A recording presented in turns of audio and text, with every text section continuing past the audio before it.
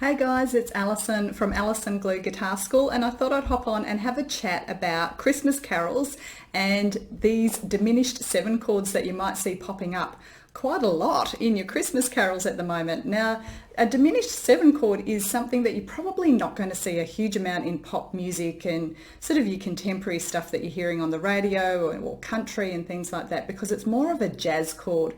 And, you know, of course we do hear it sometimes in music, but it really comes out with Christmas carols, and we're in that season where we're all kind of learning carols. So when you see a diminished 7 chord, it's going to have this sort of sound to it. It's going to sound a little bit jazzy, and it's actually a really cool chord, and it sort of pulls us between our common chords that we know. So let me show you what I mean, what on earth I'm talking about, and why you shouldn't fear it, okay? It's got a really long, crazy name, so often when you see that pop up at the top of a song, you'll see something like F sharp diminished 7, and you'll see all 4 fingers being used. And if you're just starting out, you might think, oh my gosh, that's just really crazy hard, I'm not going to give it a go, but it's not. So let me show you how it works. Now, let me show you the shape and we'll go from there. What we're going to do is hold a G chord, right? So just imagine you're just a normal G chord.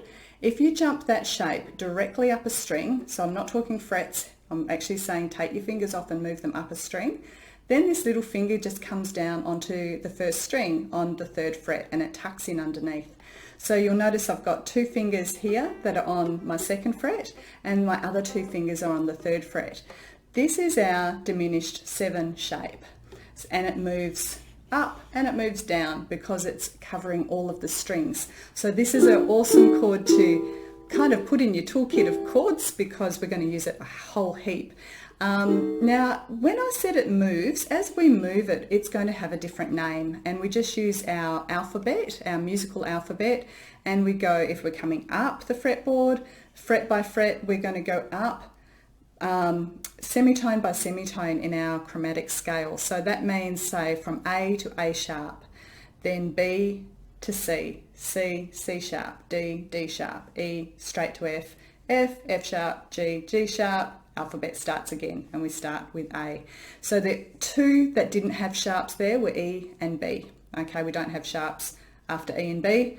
I remember that as Easter Bunny because the Easter Bunny isn't sharp, he's fluffy. Okay, so we're going to give it a different name. Now let me show you how this works. Okay, so if I was doing Jingle Bell Rock, for example, we want to play a C sharp diminished 7.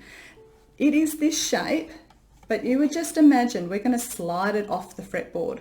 We move it down and down again. My first 2 fingers then aren't needed, and so I end up with this little 2 notes being played on the 1st fret. So if I'm playing, was it Jingle Bell, Jingle Bell, Jingle Bell Rock, Jingle Bells swing and Jingle Bells ring. Hear that little C sharp diminished 7 that came in there just before Jingle Bells ring. So swing and Jingle Bells ring. It gives us that Christmas carol kind of sound. Okay, so it's a really cool little joining chord.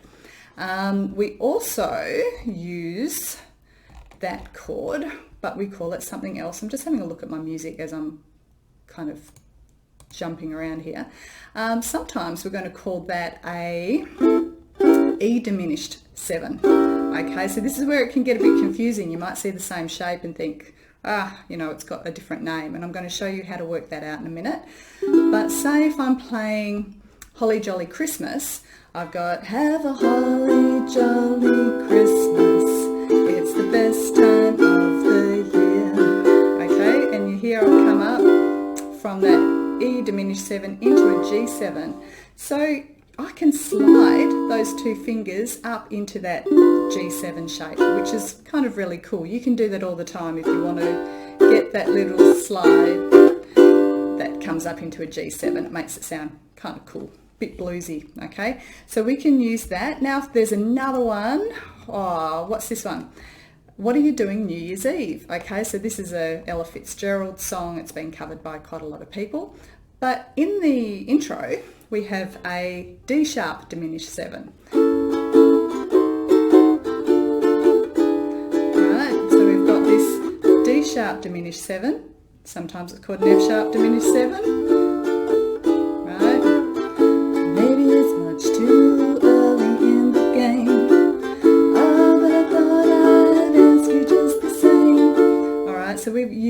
that as an intro. They also use that chord going, you know, to take you back to the beginning of the verse. So what do we do? What are you doing? New Year's Eve. Back to the diminished chords. And then we'd start the verse again. Okay, so we're going to use these diminished chords an awful lot. You're going to see them heaps. Now let me show you a really cool little tool that you can use. I'm just going to flick over to another screen. This is not what I'm trying to show you. Hang on, let me find my ukulele helper. This is the one. So see this chord shape? This is the diminished chord shape that I was showing you. And down here are all of the different names for this chord.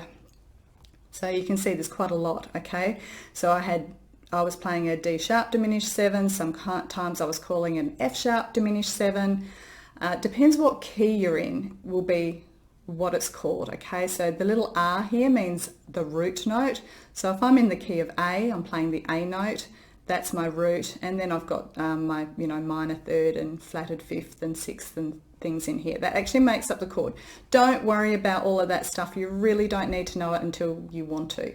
So this chord shape moves. So if I moved it down to my first fret, I change the name. All right, it's no longer an F sharp diminished 7, it's an F diminished 7 because I've come back in the alphabet. The chord shape I was playing when I slid into the G7 was this one. So we had our E diminished 7, and this was the chord shape here. Now if you have a look, if I then moved these two fingers up and I still just had that as the open string, there's G7, okay, and we all kind of know that one. So that's why these work together so nicely. We can kind of use our second and third finger, slide them up here, pop our first finger down, and then we're in our G7 shape. So I hope that's helped you. Please leave a comment if it has. I'd love to hear from you. If you like this video and you want more tips and tricks like this, please feel free to hop over to Ukulele Jam with Alice and Glue. That's my free Facebook group for ukulele, and I'd love to see you there. Okay, take care. I'll catch you soon. Bye.